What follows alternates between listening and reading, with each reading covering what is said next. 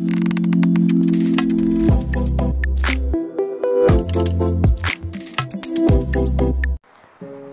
मित्रांनो, राम आणि श्याम दोन मित्र होते. दोघेही मध्यम वर्गातले कुटुंबातले होते.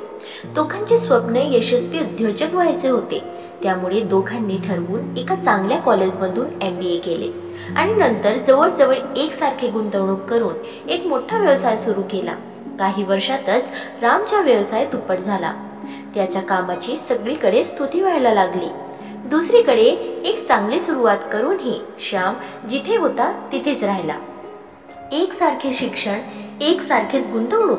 मग राममध्ये असे नक्की काय होते जे यशाच्या पायऱ्या चढत गेला आणि श्याम तिथेच राहिला? चला तर बघूया नक्की काय फरक होता दोघांमध्ये.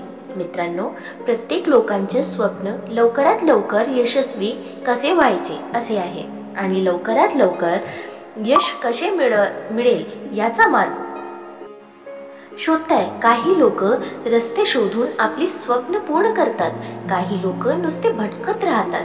आजच्या व्हिडिओमध्ये आपण जाणून घेऊया ती नक्की कोणती गोष्ट आहे जी एखाद्याचे यशस्वी आणि दुसऱ्याला अपयशी बनवते. मग गोष्ट असेल फक्त 10वी पास धीरूभाई अंबानीची किंवा आपल्या घरातून 3 रुपये किलो डिटर्जंट पावडर विकण्यातून $640 मिलियन कमावणारे निरमा कंपनीचे मालिक करसानभाई पटेल यांची. नक्की काय कारण होते ही लोक कोणतीही शैक्षणिक डिग्री न घेता यशस्वी झाले? मित्रांनो, यावरून एक गोष्ट सिद्ध होते की शिक्षणाचा आणि यशाचा काही संबंध नाही. इथे मी तुम्ही शिक्षण घेऊ नका असे अजिबात म्हणत नाही, पण यशस्वी होण्यासाठी एक गोष्टीची गरज असते, ती म्हणजे मानसिकता. योग्य मानसिकता ती चावी आहे जी तुमचे नशिबाचे दरवाजे उघडू शकते. तिथूनच यशस्वी होण्याचा प्रवास चालू होतो. कारण आपण जसा विचार करतो त्याचप्रमाणे कृती करतो. खरंच तर विचार न करता आपण 4 पावले सुद्धा चालू शकत नाही. म्हणजे यशस्वी होण्यासाठी गरजेचे आहे योग्य दिशेने ॲक्शन घेणे आणि योग्य ॲक्शन घेण्यासाठी गरजेचे आहे योग्य मानसिकता, योग्य दिशेने विचार करणे. यशस्वी व्यक्ती कसा विचार करतो हे समजून घेणे. आधी एकदा हे बघूयात की त्या कोणत्या गोष्टी आहेत ज्या तुम्हाला कोणत्याही काम करण्यापासून रोखतात. मित्रांनो, जर तुम्हाला सांगितले गेले की पुढच्या 2 दिवसात तुम्हाला एक प्रेझेंटेशन द्यायचा आहे, जर ते चांगले झाले तर तुमचे 100% प्रमोशन आणि जर काही गडबड झाली तर तुमचा पगार कमी केला जाईल. आता मग मला सांगा, तुमच्यापैकी किती जण हे आव्हान स्वीकारतील? मला वाटतं फक्त काहीच लोक परिणामाचा विचार न करता हिम्मत करतील आणि हे आव्हान स्वीकार करतील. जास्त करून हे लोक आव्हान स्वीकार करणार नाही याची 2 मुख्य कारणे आहेत. नंबर 1 भीती आणि नंबर 2 शंका. ही ते 2 गोष्टी आहे जे आपल्याला ॲक्शन घेण्यापासून, कृती करण्यापासून थांबवतात. आणि ह्याच ते 2 गोष्टी आहेत जे एखाद्याला यशाच्या शिखरावर पोहोचवतात तर दुसऱ्याला निस्तनाबूत करतात. उदाहरणेद्वारे हे आपण समजून घेऊया. कसारामध्ये एका मोठ्या बिझनेसमॅनचा सेमिनार चालू होता. स्टेजवर उभा राहून आपला बिझनेसचा अनुभव लोकांना सांगत होता. नवीन आयडियाज आणि स्ट्रॅटेजीजबद्दल सांगत होता. तिथे राम आणि श्याम दोघेही उपस्थित होते. जिथे एकीकडे श्याम आणि बाकीचे लोक नोट्स लिहिण्यात मग्न होते तर दुसऱ्याकडे राम बिझनेसमॅनचे बोलणे एकदा अगदी मन लावून ऐकत होते. रामने फक्त 4 महत्त्वाचे मुद्दे लिहून घेतले जे त्याचे कामाचे होते. घरी जाऊन श्यामने विचार केला तर खूप मोठ्या मोठ्या गोष्टी आहेत, माझ्या काही कामाचा नाही. माझ्याकडे एवढे पैसे आहे ना, माझा व्यवसाय एवढा मोठा आहे असे बोलून त्याने ते नोट्स कपाटामध्ये ठेवून दिले. म्हणजे आपले 3 तास देऊन श्यामने त्या सेमिनारमधून काहीच मिळवले नाही. दुसरीकडे रामने त्या सेमिनारमध्ये लिहिलेल्या 4 स्ट्रॅटेजीवर एक करून काम करायला सुरुवात केली.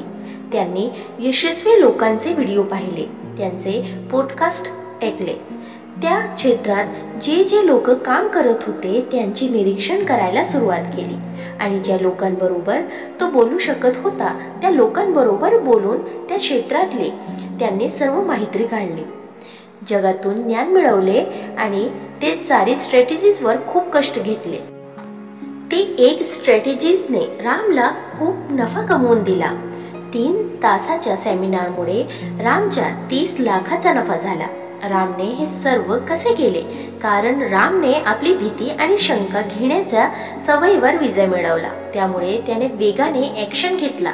त्याने फालतू विचार करण्यात आणि कारणे देण्यात वेळ वाया नाही घालवला, फक्त कृतीवर बळ दिला. समस्या ही आहे, लहानपणापासूनच आपली कंडिशनिंग अशी करण्यात आली आहे. कोणतीही गोष्ट करण्याआधी आपण 100 वेळा विचार करतो. कसं झालं तर, तसं झालं तर, अशी हजारो कारणे स्वतःला देतो. कोणी हा विचार करत नाही की ह्या कामाला आपण का केले पाहिजे. सगळे हेच विचार करतात, आपण का नाही केले पाहिजे. विचार करणे चुकीचे नाहीये, पण विचारच करणे, काहीच न करणे हे चुकीचं आहे.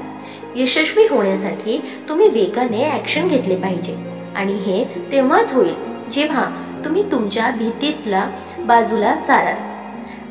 वॉल स्ट्रीटवर लठ्ठ पगाराची नोकरी सोडून वॉरेन बफेट यांनी इन्व्हेस्टमेंटच्या जगात प्रवेश केला आणि नाही एवढं सोपं नव्हता. तरी सुद्धा त्यांनी जे विचार केले ते करून दाखवले. ते जर तर जाळ्यात अडकले असते तर ते आज एक सामान्य अमेरिकन नागरिक म्हणून राहिले असते. खरं तर भीती हे नैसर्गिक आहे. भीती सगळ्यांनाच वाटते, पण या भीतीला तुमच्या प्रगतीचा आळी येऊ देऊ नका. यावर विजय मिळवायचा एक सोपा मार्ग म्हणजे तुम्हाला जे कोणते काम सुरू करायचे असेल ते सगळे संभव परिणाम लिहून काढा आणि तपास करा. जास्तीत जास्त काय होऊ शकते? तुम्हाला अपयश मिळेल, अपेक्षित प्रॉफिट होणार नाही आणि यामुळे तुमचे आयुष्य तर थांबणार नाही ना. प्रत्येक यशस्वी माणसाला कशाचा अपेक्षित अपयश जास्तीच येतात, पण एकदा तुम्हाला यश मिळाले की तुमच्या अपयशाला कोणी विचारत सुद्धा नाही. वास्तवात ही आहे की जे प्रयत्न करतात तेच अपयशी होतात. जे हे दावा करतात की त्यांना कधी अपयश आले नाही, ह्याचा अर्थ त्यांनी आयुष्यात काही मोठे केलेच नाही. अपयशी होण्यामध्ये काहीच वाईट नाही. अपयश हे सिद्ध करते की तुम्ही प्रयत्न केले होते. त्यामुळे असे म्हणतात, एकदा प्रयत्न करून तर बघा, एक तर यश मिळेल, नाही तर अनुभव, आणि दोन्ही आयुष्यासाठी महत्त्वाचे आहे. आता येऊया शंका घेण्याच्या सवयीकडे. तुम्हाला माहीत आहे का की 90% लोकांना स्वतःच्या क्षमतांवर विश्वासच नसतो.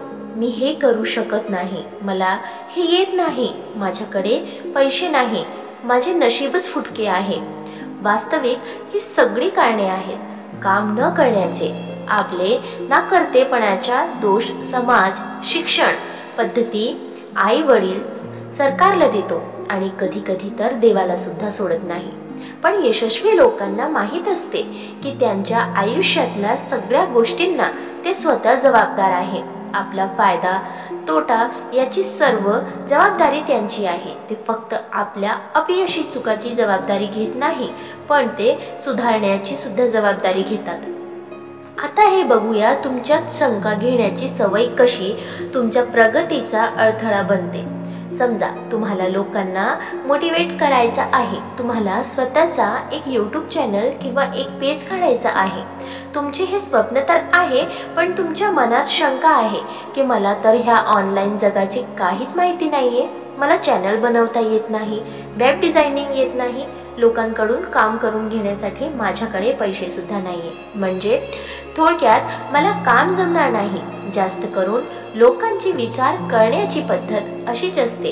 आता एक यशस्वी व्यक्ती कसा विचार करेल, मला चॅनल बनवता येत नाही, तर ही माझी जबाबदारी आहे की ते कसे बनवायचे हे व्यवस्थितपणे मी शिकून घेईन.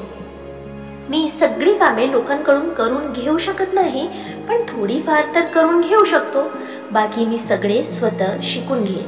कितीही कष्ट घ्यावी लागले तरी चालेल. जवळजवळ सगळ्या गोष्टींचे ट्युटोरियल यूट्यूबवर उपलब्ध आहेत. माझी पर्सनॅलिटी मोटिवेशनल स्पीकर्स सारखी नसेल, तर ही माझी जबाबदारी आहे की मी माझ्या संवाद कौशल्य आरोग्यावर काम करेन। जर माझे सबस्क्रायबर्स कमी असतील तर मी चांगले क्वालिटी कंटेंट बनवणार। मित्रांनो, शंका काढून फक्त समस्याच निर्माण होतात।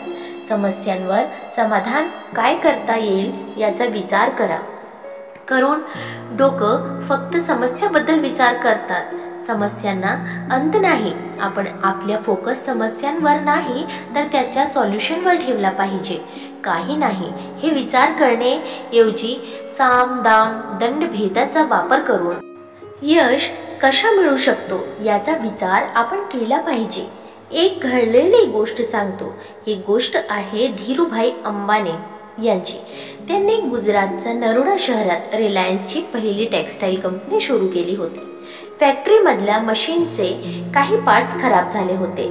ते तातडीने मुंबईवरून मागवायचे होते, पण तेव्हा देशामध्ये वाहतूक जणांचा संप चालू होता। इथे समजा एखाद्याच्या समस्यांचा विचार करणाऱ्या व्यक्ती असता तर तो संपायची वाट बघत बसला असता। तोपर्यंत त्यांनी फॅक्टरी बंद ठेवली असती। पण धीरूभाई अंबानी तसे नव्हते। त्यांनी नरोडामध्ये 2 ट्रक विकत घेतले आणि ते त्यांची पार्ट आणण्यासाठी मुंबईला पाठवले। पार्ट्स आणल्यानंतर धीरूभाई अंबानीने ते दोन्ही ट्रक विकून टाकले। याला म्हणतात योग्य विचार करण्याची मानसिकता। जर तुम्ही असा विचार करत असाल, तुमच्या डोक्यात काहीतरी भन्नाट कल्पना येईल आणि तुम्ही करोडपती बनाल, तर ते शक्य नाही। प्रत्येक मोठ्या गोष्टीची सुरुवात छोट्याने होऊ शकते। त्यामुळे काही मोठ्या होण्याची वाट न बघता आपले स्वप्नांची छोटी छोटी पावले पुढे टाकत राहा। जे लोक आज यशाच्या शिखरेवर आहेत ते सुद्धा एकेकाळी आपले सारखेच होते। परत एवढंच आहे, आपण परिस्थितीप्रमाणे आपले स्वप्न बदलतो आणि यशस्वी लोक आपल्या स्वप्नांप्रमाणे परिस्थिती बदलतात। आता तो काळ कधीच निघून गेला जेव्हा लोक म्हणायची चादर बघून पाय पसरा। आता चादर मोठी करण्याची वेळ आली आहे। मित्रांनो, भीती आणि शंका ला प्रगतीचा आळ येऊ देऊ नका। त्याने अनुभव घेत राहा, ज्ञान घेत राहा। मी सर्वात महत्त्वाचं म्हणजे ॲक्शन घ्यायला वेळ लावू नका। घेतल्याबरोबर त्या दिशेने पाऊल टाकायला सुरुवात करा। तर मित्रांनो, तुम्हाला हे व्हिडिओ कसा वाटला कमेंट करून नक्की सांगा आणि व्हिडिओ आवडल्यास लाईक शेअर करायला विसरू नका आणि अशी छान छान कथा आणि सुविचारासाठी चॅनलला सबस्क्राईब नक्की करा। धन्यवाद।